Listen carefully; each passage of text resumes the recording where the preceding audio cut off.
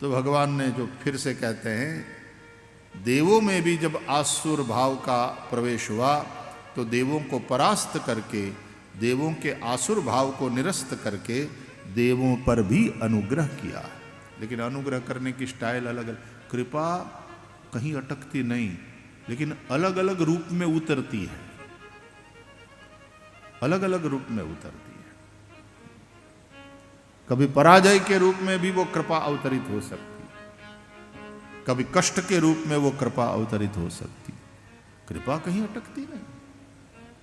कृपा के रूप अलग अलग है, हम उस कृपा को पहचान नहीं पाते।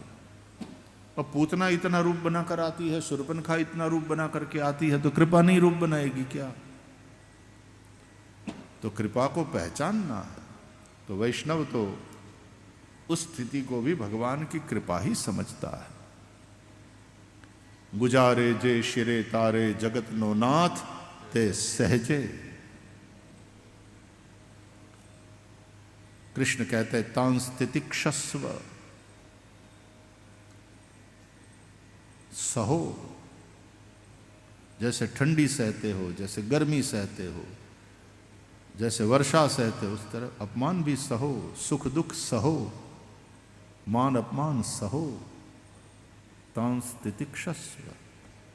और भगवान के चरणों में रहो, पूरा भरोसा दृढ़ हो, तो हर स्थिति में कृपा ही बरस रही, हर रूप में कृपा ही बरस रही। कृपा करो कृपा करो कृपा करो, बार बार गिड़गिड़ाएं और इतनी सी कृपा कर दें, ऐसे कंजूस हमारे कन्हैयालाल नहीं है। तुम कहो और वो कृपा करे। सूरज को तुम बार बार गिड़गिड़ाओ, प्रकाश दो प्रकाश दो प्रकाश दो, ले थोड़ा उजियारा लेके जा, कब से गिड़गिड़ा रहा। ऐसा है क्या? सूर्य है तो प्रकाश है, स्वाभाविक है। तो कृपा भगवान का स्वभाव है, वो कोई कार्य नहीं।